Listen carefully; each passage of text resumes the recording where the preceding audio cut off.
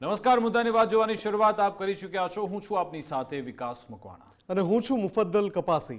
મુદ્દાની વાતમાં સૌપ્રથમ વાત કરીશું ખુલતા રાજ કોના કાળા કાજ।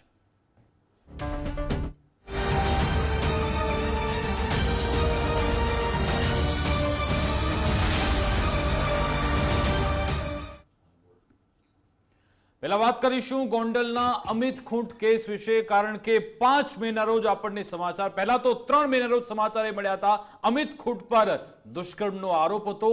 એક સગીરા કે જેને કેફી પીણું પીવડાવીને તેની સાથે બળાત્કાર ગુજારવામાં આવ્યો આવી ફરિયાદ થઈ, અને પછી 5 મેના રોજ આપણને સમાચાર મળે છે કે જેના પર આરોપ લાગેલો છે એ અમિત ખૂંટ એણે આત્મહત્યા કરી છે। ત્યાં સુધી તો બરાબર હતું, પરંતુ પછી મોટો ધડાકો એ થયો હતો કે આમાં તો અનિરુદ્ધસિંહ જાડેજા અને રાજદીપસિંહ જાડેજા સંડોવાયેલા છે, કારણ કે અમિત ખૂંટ પાસેથી 4 પાનાની એક સુસાઇડ નોટ મળી આવી હતી, અને પછી મોટો ધડાકો એ થયો કે આ આખો હની ટ્રેપનો મામલો હતો।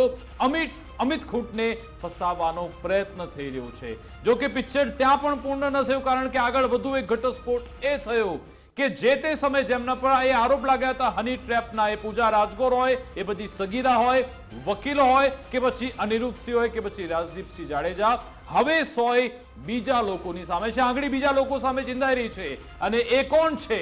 એ છે જયરાજસિંહ જાડેજા અને ગણેશ ગોંડલ। ગઈકાલે આ 17 વર્ષીય સગીરા એમ કહ્યું કે મને પૂજા રાજગોરને આ બધા વકીલોને ફસાવવામાં આવ્યા છે, અમારા પર પ્રેશર હતું, અને 24 કલાક વીત્યા નથી ત્યાં વધુ એક ઘટસ્ફોટ એ થયો છે કે જે પૂજા રાજગોર, જેના પર હની ટ્રેપનો આરોપ છે, એણે હવે ઉચ્ચ અધિકારીઓ પર પણ આંગળી ચીંધી છે, તેમના પર પણ હવે આશંકા વ્યક્ત કરી છે, કારણ કે આ બધા લોકો તો હતા કે જેમના કારણે આ કેસમાં અલગ અલગ એંગલ આ સામે આવ્યા છે। એટલા માટે નિષ્પક્ષ તપાસ થાય, એસએમસીની તપાસ સોંપવામાં આવે એવી માંગ થઈ રહી છે। મુફદ્દલ, એક જાણે કે વેબ સિરીઝ ચાલતી હોય, એક થ્રિલર વેબ સિરીઝ, એ રીતે એક બાદ એક ઘટનાક્રમ સામે આવી રહ્યા છે। પહેલા આપણને લાગે છે કે મુખ્ય આરોપી તો આ જ છે, જો કે 10 દિવસમાં આરોપી આપણને લાગે છે આ છે, એના 10 દિવસ બાદ લાગે છે આમાં તો કોઈક નવો જ ઘટનાક્રમ છે। એક બાદ એક રોજ નવી પરતો ખુલી રહી છે।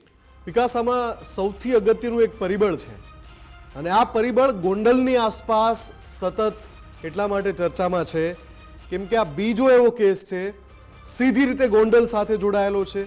સીધી રીતે આમાં નામ જે ચર્ચામાં આવી રહ્યા છે એ ચાહે જયરાજસિંહ અને એના પુત્રનું હોય કે અનિરુદ્ધસિંહ અને એના પુત્રનું હોય, અને આમાં જે પરિબળની હું વાત કરી રહ્યો છું એ પરિબળ છે સીસીટીવી ફૂટેજ। આની પહેલા રાજકુમાર જાટ કેસમાં પણ સવાલ ઉઠાવાયા કે જે સીસીટીવી ફૂટેજ પોલીસ રિલીઝ કરી રહી છે એ ફૂટેજ પૂરતા નથી। સામેવાળો પક્ષ જે છે એના વકીલ કહે છે કે અમે પણ માંગણી કરી છે કે જે ફૂટેજ જે ડ્યુરેશનમાં રિલીઝ કરાયા છે એ પૂરતા નથી, એ લંબાણપૂર્વકના હોવા જોઈએ। હવે આ જે મામલો, જેમાં તમે કહ્યું કે પૂજા રાજગોર એમના વકીલ થ્રુ એમણે જે કોર્ટમાં જે અરજી કરી છે, હવે આ જે અરજી થઈ છે વિકાસ, એ પહેલા થઈ છે, પણ સામે ક્યારે આવે છે? તમે જો દરેક ઘટનાક્રમ, દરેક કડી છે એ એક મેકને ક્યાંક ને ક્યાંક ટચ કરે છે। જ્યારે વાત સામે આવે છે કે પીડિતાએ મેજિસ્ટ્રેટ સમક્ષ એક નિવેદન નોંધાવ્યું છે, એના પછીના દિવસે, એટલે કે આજે એ વાત સામે આવે છે કે જે અન્ય એક આરોપી છે આ કેસમાં, એમણે પણ કોર્ટમાં ધા નાખી છે પોતાના વકીલ મારફતે, અને એમણે વધુ સંગીન આરોપ લગાવ્યા છે। અને અહીંયા પણ પરિબળ સીસીટીવી ફૂટેજ છે, કેમ કે સીસીટીવી ફૂટેજની માંગણી કરી છે। જે અરજી થઈ એમાં અલગ અલગ સમયગાળાના સીસીટીવી ફૂટેજ કબજે કરવા માંગણી થઈ છે। કયા સ્થળ ને કયા સમયની ફૂટેજ છે એની વાત કરીશું આગળ આપણે। આ બ્રેકિંગ સાથે આપણે ન્યૂઝ જોઈએ। બિલકુલ, ગોંડલનો જે અમિત ખૂંટ આપઘાત દુષ્કર્મ કેસ છે, એમાં આજે સૌથી મોટો વળાંક આવ્યો છે, કારણ કે આ આપઘાત કેસની આરોપી, જેના પર હની ટ્રેપનો આરોપ છે, પૂજા રાજગોર, કોર્ટમાં ફરિયાદ કરી છે। હાલ પૂજા રાજગોર પોતે ગોંડલની જેલમાં કસ્ટડીમાં છે। જો કે હવે પોતાના વકીલની મદદથી આ ફરિયાદ તેમણે કોની સામે કરી છે? પોલીસ સામે કરી છે। ડીસીપી જગદીશ બાંગરવા સહિતના અધિકારીઓ સામે તેમણે ફરિયાદ કરી છે। એ ડિવિઝન પોલીસ સ્ટેશનના પીઆઈ સામે પણ આરોપ લગાવ્યા છે। સાથે સાથે એલસીબીના 15 અધિકારી, 2 મહિલા પીએસઆઈ વિરુદ્ધ પણ સંડોવણીનો આરોપ લગાવવામાં આવ્યો છે, ને સાથે સાથે આખા મામલાની તપાસ એસએમસી ને સોંપી દો, સ્ટેટ મોનિટરિંગ સેલને નિર્લિપ્ત રાજ્યને સોંપી દો, એવી માંગ પણ આ કેસમાં થઈ છે. અમરેલીમાં પણ સતત આ ડિમાન્ડ થતી હતી. એ કેસની તપાસ એસએમસી પાસે છે. જો કે રિપોર્ટનું શું થયું કોઈને ખબર નથી. જો કે હવે વધુ એક કેસ કે જેમાં એસએમસી ને હવે વચ્ચે લાવવામાં આવી રહી છે. ડીસીપી જગદીશ બાંગરવા સતત ધમકી આપતા હતા એવું પૂજા રાજગોરે પોતાના વકીલની મદદથી માધ્યમથી કહ્યું છે. ડીસીપીએ ધમકી આપી હતી કે તમારા કાંડના લીધે જ આત્મહત્યા કરી છે અમિતે. ડીસીપીએ કહ્યું કે એવા ફિટ કરવા છે કે જિંદગીભર બહાર ન નીકળો. આવી ફરિયાદ પૂજા રાજકોટ તરફથી કહી છે. ડીસીપીએ મોબાઈલ પણ લઈ લીધો હતો અને ગુનો કબૂલવા અમને મજબૂર કર્યા હતા, દબાણ કર્યું હતું. 15 જેટલા અધિકારીઓએ સુરભી હોટલના રૂમમાં અમને બંધક બનાવ્યા, એક દિવસ અને એક રાત ગોંધી રાખ્યા, એવો આરોપ પણ પૂજા રાજગોટનો છે. એ ડિવિઝન પોલીસ સ્ટેશનમાં મરજી વિરુદ્ધ અમને બેસાડ્યા હતા. કોઈ પણ પંચનામા વિના મારા મોબાઈલ ફોન લીધા, અમને લઈ જવા લાવવા કાળા કાચવાળી ગાડીનો ઉપયોગ પણ કર્યો હતો. ને જે હમણાં મુફદ્દલ કહી રહ્યા હતા, એક આખું લિસ્ટ આપવામાં આવ્યું છે કે આઠ આટલા જે સીસીટીવી છે, આટલા સડના સીસીટીવી જાહેર કરવા જોઈએ, તો જ દૂધનું દૂધ અને પાણીનું પાણી થઈ શકે. મુફદ્દલ બિલકુલ, આમાં જે 2 દિવસ છે ખૂબ જ અગત્યના છે આખા કેસમાં. એક 5મી મે અને બીજો 6ઠી મે. આ બંને દિવસના અલગ અલગ સ્થળના અલગ અલગ સમયના સીસીટીવી ફૂટેજ માંગવામાં આવ્યા છે. સૌથી પહેલા તો જે રાજકોટ એ ડિવિઝન પોલીસ સ્ટેશન છે ત્યાંના 5મી મેના સવારના 11 થી રાતના 12 વાગ્યા સુધીના સીસીટીવી ફૂટેજની માંગણી કરવામાં આવી છે. આ જે અરજી થઈ એમાં રાજકોટ સીપી ઓફિસ, ડીસીપી બાંગરવાની ઓફિસ સહિત 5મી મેના સવારના 11 થી રાતના 12 વાગ્યા સુધીના અન્ય 2 સ્થળના પણ સીસીટીવી ફૂટેજ માંગવામાં આવ્યા છે.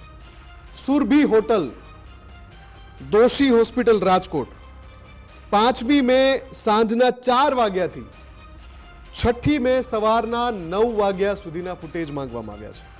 અને ભરૂડી ટોલ નાકું 6ઠી મે સવારે 6 વાગ્યાથી 11 વાગ્યા સુધીના, સવારે 6 થી સવારે 11 વાગ્યા સુધીના આ ફૂટેજની માંગણી કરવામાં આવી છે. એટલે અહીંયા પણ એક મહત્વનું પરિબળ સીસીટીવી ફૂટેજ બની રહે છે.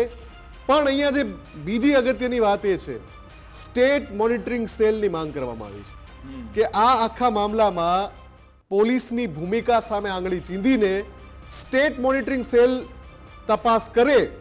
કેમ કે પોલીસની જે આ ભૂમિકા સવાલોના ઘેરામાં છે, એવો જે આરોપ કરવામાં આવ્યો છે, ત્યારે સ્ટેટ મોનિટરિંગ સેલ જો તપાસ કરે તો જ સત્ય સામે આવશે, એવી માંગણી પણ કરવામાં આવી છે. બંને ઘટનાક્રમને વિકાસ જોઈએ બંને દિવસના, તો ચોક્કસથી કડીઓ ક્યાંક મળી રહી છે અને કોઈ ઇશારો તો થઈ રહ્યો છે. બિલકુલ, કડી મળી પણ રહી છે, કેટલીક કડી ખૂટી પણ રહી છે. અને હવે પોલીસના હાથમાં છે, જો નિષ્પક્ષ તપાસ થાય, તલસ્પર્શી તપાસ થાય અને જે આ ડિટેલ્સ આપવામાં આવી છે કે આટલા સીસીટીવી જાહેર કરો, તો પછી સત્ય બહાર આવી શકે છે. આ ઘટનાને લઈ આજે નિવેદન પણ આપવામાં આવ્યું હતું, એ પહેલા સાંભળીએ. જે ડીસીપી ઝોન 2 છે એમના સીસીટીવી ફૂટેજ રજૂ કરવામાં આવ્યા છે, પણ એમાંથી એન્ટ્રી અને એક્ઝિટ સહિતના જે સીસીટીવી ફૂટેજ છે ગાયબ કરી દેવામાં આવ્યા છે. અને એ ડિવિઝન પોલીસ સ્ટેશનના જે સીસીટીવી ફૂટેજ છે એમાં એ લોકોએ એવું બહાનું આપ્યું છે કે અમારી પાસે પૂરતું ફંડ નથી કે અમે જેનાથી જે સીસીટીવી કેમેરા છે એના ફૂટેજ કાઢી અને કોઈ ડ્રાઈવમાં કે હાર્ડ ડિસ્કમાં કોર્ટ સમક્ષ રજૂ કરી શકીએ. એટલે આમાં વાહિયાત કારણસર એમણે કોઈ સીસીટીવી ફૂટેજ આપેલા નથી. અમે કોર્ટ સમક્ષ ફરી ફરિયાદ નવી અરજી કરી છે કે આ જે સીસીટીવી ફૂટેજીસ છે, જે 5 મિનિટના એન્ટ્રી અને એક્ઝિટના જે સીસીટીવી ફૂટેજ ગાયબ કરી દેવામાં આવ્યા છે, એ સીસીટીવી ફૂટેજ આપવામાં આવે. અને જો આ સીસીટીવી ફૂટેજ આપવામાં નહીં આવે તો અમે પુરાવાના નાશ સહિતની અરજી કરવાના છીએ. હાલ જે પૂજાબેન રાજગોર દ્વારા જે ફરિયાદ કરવામાં આવી છે રાજકોટ કોર્ટમાં, એમાં અમે સ્ટેટ મોનિટરિંગ સેલ દ્વારા તપાસ કરવામાં આવે એવી પણ માંગ કરી છે. તો આજ અંગે વાતચીત કરીશું. આપણી સાથે પૂજા રાજગોરના વકીલ આપણી સાથે લાઈવ જોડાઈ ગયા છે, ભૂમિકાબેન પટેલ. ભૂમિકાજી, આપનું ગુજરાત ફર્સ્ટમાં સ્વાગત છે. પહેલા તો જાણવું છે કે જે આજે અલગ અલગ ડીસીપી કે પછી એઆઈ ડિવિઝનના જે પીઆઈ છે એમની સામે, એલસીબીના જે કર્મીઓ છે એમની સામે, મહિલા પોલીસ કર્મી જે આક્ષેપ થયા છે, એ તમે આક્ષેપ ક્યાં કર્યા છે? શું એ ફરિયાદના સ્વરૂપમાં દાખલ થયા છે કે પછી તમે ફક્ત રજૂઆત કરી છે? અને કઈ કઈ બાબતોનો ઉલ્લેખ આપના માધ્યમથી પૂજા રાજગોરે કર્યો છે?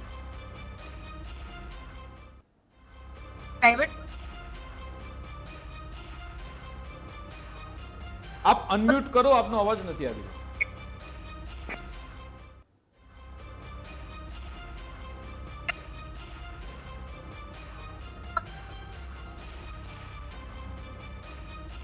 જી આપ બોલો તો ખ્યાલ આવશે. હાજી આવી રહ્યો છે અવાજ હવે? જી આવી રહ્યો જી. છે, બોલ બિલકુલ. હાજી જે અમે જે ફરિયાદ દાખલ કરી છે રાજકોટ કોર્ટમાં દાખલ કરી છે પ્રાઇવેટ ફરિયાદ જ છે. અને એ ફરિયાદની અંદર અમે જે આરોપ લગાવ્યા છે એવા છે કે આપણી પોલીસ છે એણે એ ડિવિઝન પોલીસ સ્ટેશને અમને 5 તારીખે સગીરાને અને જે પૂજાબેન રાજગોર છે એમને મેડિકલ કરવાના બહાને પોલીસ સ્ટેશને બોલાવ્યા ત્યાં જ એમની ગેરકાયદેસર અટકાયત કરી લેવામાં આવી. ત્યાંથી એમને કેટલીક કચેરીએ રોકી રાખવામાં આવ્યા.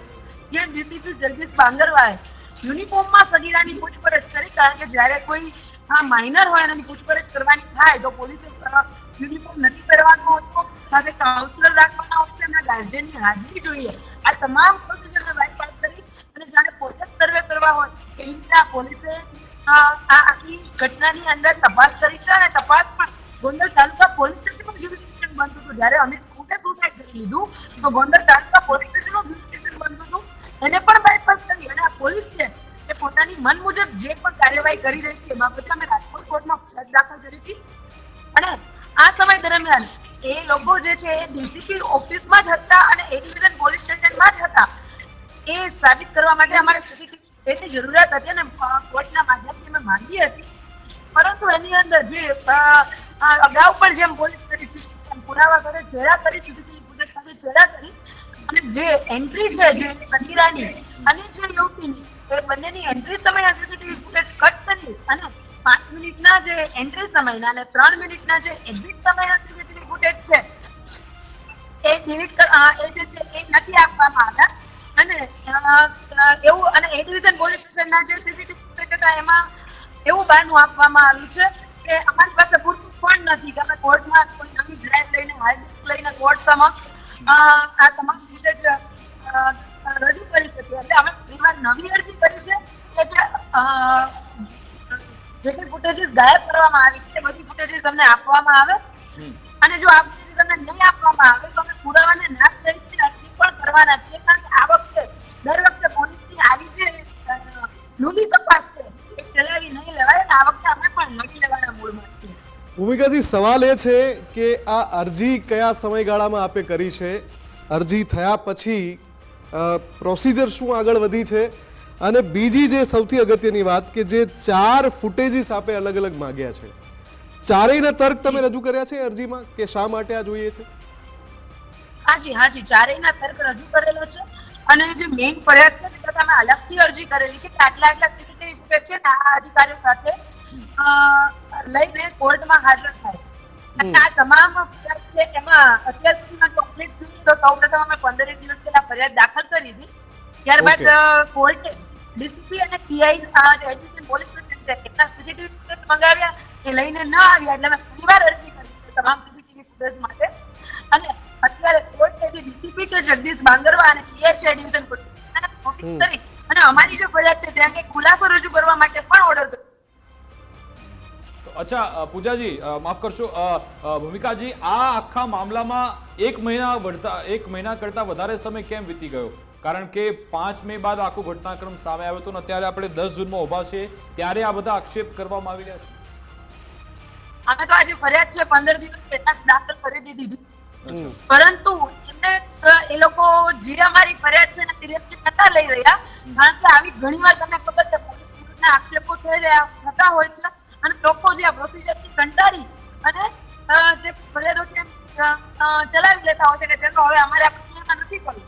પણ આ વખતે જે પૂજાબેન રાજગોર છે અને સગીરા છે એ બંને નક્કી કરી લીધું છે કે અમારે આ જે આખી ઘટના છે સામે છેક સુધી લડી દેવું છે. એટલા માટે તમને આ મહિના દિવસ પછી આ સમગ્ર ઘટના રિઝલ્ટ તમને દેખાઈ રહ્યું છે. ન્યાયતંત્રમાં કદાચ થોડોક વિલંબ થઈ શકે, પરંતુ પોલીસ કાયદો અને જે ન્યાયતંત્ર છે એનાથી ઉપર નથી અને એની પર જવાબદારી છે ને પણ જવાબદાર બનશે બધા જવાબદાર. ભૂમિકાજી, એક સવાલ એ છે કે સ્ટેટ મોનિટરિંગ સેલની આપ ડિમાન્ડ કરી રહ્યા છો. કેટલા અંશે તમે ક્યારે એવું પાછળ નજીકના ભૂતકાળમાં જોયું છે કે જ્યારે કોઈ પણ કેસમાં કોઈ પક્ષકાર તરફથી સ્ટેટ મોનિટરિંગ સેલની માંગણી થઈ હોય? આવું ક્યારે થયું છે નજીકના ભૂતકાળમાં? અને તમને કેટલો ભરોસો છે કે સ્ટેટ મોનિટરિંગ સેલને તપાસ સોંપાશે? સ્ટેટ મોનિટરિંગ સેલને તપાસ સોંપવી કે તે સંપૂર્ણપણે કોર્ટ ઉપર આધાર રાખે છે. કારણ કે કોર્ટ ઈચ્છે તો તપાસ પોતાની પાસે પણ રાખી શકે, એસએમસી ને પણ આપી શકે. અગાઉ જે કંઈ પણ એસએમસી ને તપાસ સોંપવામાં આવી છે એ કોર્ટ દ્વારા સોંપવામાં નથી આવી, એ પોલીસ દ્વારા સોંપવામાં આવી છે જ્યારે એના ઉપર એલિગેશન છે. અહીંયા આખો મામલો અલગ છે. અહીંયા આપણે કોર્ટ સમક્ષ માંગણી કરી છે પ્રાઇવેટ ફરિયાદની અંદર, કે આ પ્રાઇવેટ ફરિયાદની અંદર તપાસ એસએમસી દ્વારા કરવામાં આવે. હવે જ્યારે એસએમસી તપાસ કરે અને આખો રિપોર્ટ રજૂ કરે કોર્ટ સમક્ષ, પણ એવું જરૂરી નથી કે એમાં પણ જો કોર્ટને કઈ ખામી દેખાય તો એ પોતાની રીતે પણ એની અંદર આગળની કાર્યવાહી કરવા માટે બીજાને તપાસ સોંપી શકે, અથવા તો જો તપાસનો રિપોર્ટ નેગેટિવ આવે અને અમે પૂરતા સાક્ષી પુરાવા રજૂ કરીએ તો પણ કોર્ટ જે છે આ લોકો સામે ક્રિમિનલ કેસ ચલાવવાની આદેશ કરી શકે છે. જે ગુજરાતની તમે વાત કરી રહ્યા છો, અત્યારની જે છે બંનેમાં ઘણો બધો કાયદાકીય નથી. અચ્છા, જ્યારે રાજકોટ જિલ્લા પોલીસ તરફથી પ્રેસ કોન્ફરન્સ થઈ હતી, હિમકરસિંહ સામે આવ્યા હતા અને પછી એમણે આ પૂજા રાજકોટને તો હની ટ્રેપની આરોપી ગણાવી છે. પોલીસે કોઈ પુરાવાના આધારે જ એમને આરોપી બતાવ્યા હશે, તો આપની પાસે કયા આવા તર્ક છે? કઈ રીતે કહી રહ્યા છો કે પૂજા રાજગોર નિર્દોષ છે, આ સગીરા એ તમામ નિર્દોષ છે? કોઈ પુરાવા આપની પાસે બધા છે ખરા? આપણી જે ન્યાયતંત્ર છે ને એમાં જે આખો જે ગુનો સાબિત કરવાની જવાબદારી ફરિયાદ પક્ષ ઉપર હોય છે. આરોપી એવું સાબિત ન કરવાનું કે અમે નિર્દોષ છીએ, સાબિત ફરિયાદ પક્ષને કહેવાનું કે અમે દોષિત છીએ. જો ફરિયાદ પક્ષ પાસે પૂરા પુરાવા છે તો શા માટે આ બંને કબૂલાત કરવા માટે દબાણ કરી રહી છે? સગીરાએ પણ આરોપ લગાવ્યો તો કબૂલાત કરવા માટે દબાણ કરી રહી છે. પૂજાબેન રાજગોરે પણ આરોપ લગાવ્યો તો કબૂલાત કરવા માટે દબાણ કરી રહી છે. મારી બધા પુરાવા છે, તમે પુરાવા લઈને આવો ને. અને એસપી હિમકર જે બહુ બધી બ્રીફિંગ આપી રહ્યા હતા કે આમિરપુર કેસમાં આવો વળાંક આવ્યો, કેસમાં તેવો વળાંક આવ્યો. હવે તમારા અધિકારી ઉપર આક્ષેપ રાખેલા છે, રૂરલ પોલીસ ઉપર આક્ષેપ રાખેલા છે, એસપી હિમકર ક્યાં છે? ના તમે આવીને પ્રેસમાં બ્રીફિંગ નથી આપતા. હું માનું છું તમારી પાસે કોરોનાને લીધે આઇસોલેશન છે, પણ એના અગાઉ પણ ઘણા દિવસોથી આક્ષેપો લાગી રહ્યા હતા. અને જ્યારથી પોલીસ ઉપર આક્ષેપ લાગવાના ચાલુ થયા, આ પ્રેસ કોન્ફરન્સ અચાનકથી બંધ થઈ ગઈ. તો ક્યાં છે એસપી હિમકર સિંહ જે વખતે આવીને બ્રીફિંગ આપતા?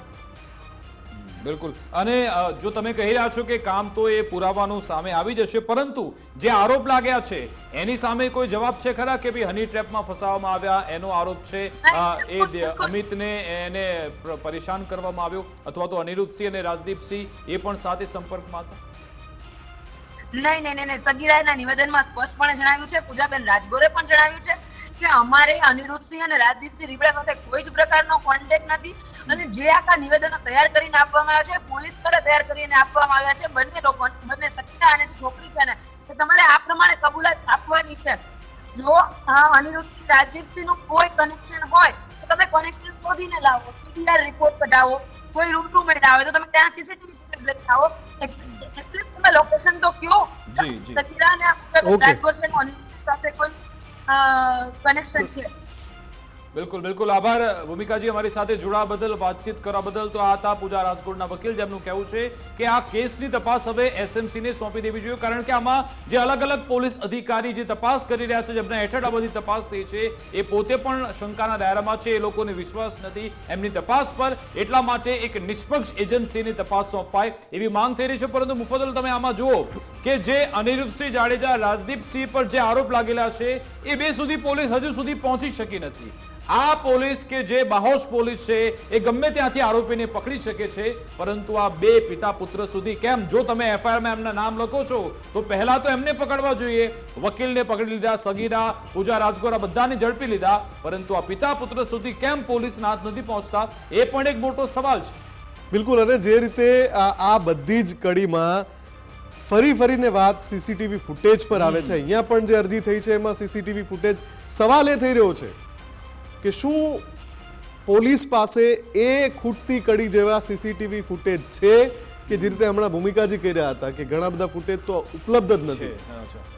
તો એ જે ફૂટેજ નથી મળી રહ્યા, જેના ઉપર સવાલ ઉઠાવવામાં આવી રહ્યો છે કે જે સમયના, જે સ્થળના સીસીટીવી ફૂટેજ છે એ કેમ રજૂ કરવામાં નથી આવ્યા? અને એમણે એક શબ્દ વાપર્યો, પુરાવાના નાશ. એ દિશામાં એ આગળ વધવાના છે. એટલે એક તરફ સગીરા એટલે કે જે પીડિતા છે એ આખા મામલામાં મેજિસ્ટ્રેટ સમક્ષ એક નિવેદન આપે છે, એ પછી સામે આવે છે, કેમ કે જે હમણાં કહ્યું ભૂમિકાજી કે આ તો ઘણા સમય પહેલા અરજી થઈ ગઈ, 15 દિવસ પહેલા, 15 દિવસ થઈ ગયા છે. અને એમાં જે આરોપ થઈ રહ્યા છે એનું પ્રોસિડિંગ પણ હજુ સુધી ચાલી રહ્યું છે, હજુ એમાં કોઈ ફાઇનલ એ નથી આવ્યું. પણ આ બધી કડી ક્યારે જોડાય છે અને એ કડી જ્યારે જોડાય ત્યારે તપાસ શું એસએમસી પાસે જાય છે ખરી? કેમ કે આવું જોવામાં નથી આવ્યું જનરલી કે એસએમસીને તપાસ સોંપાય. હા, એ અમરેલી લેટર કાંડ વાળો કિસ્સો આખો અલગ હતો. આ રીતે કોર્ટમાં પણ એ કોર્ટના હસ્તક જ છે, કોર્ટ કહી શકે છે. પણ જોવાનું એ રહે છે કે આમાં તપાસ ત્યાં સોંપાય છે કે કેમ. અત્યારે ઘણા બધા સવાલ ઉઠી રહ્યા છે અને ઘણા બધા સવાલોના જવાબ શોધવાના બાકી છે. ન માત્ર પોલીસે પણ એ ઘણા બધા પક્ષ સાથે પણ જોડાયેલા સવાલો છે. બિલકુલ, એટલે કે કોર્ટનું શું વલણ રહેશે એના પર આપણી નજર રહેશે અને શું કોઈ અન્ય એજન્સીને તપાસ સોંપવામાં આવશે અને હવે આ કેસમાં આગળ કયા નવા ખુલાસા, કયા ઘટસ્ફોટ થાય છે એના પર પણ નજર રહેશે. હવે આગળ વધી બીજા મહત્વના મુદ્દા પર.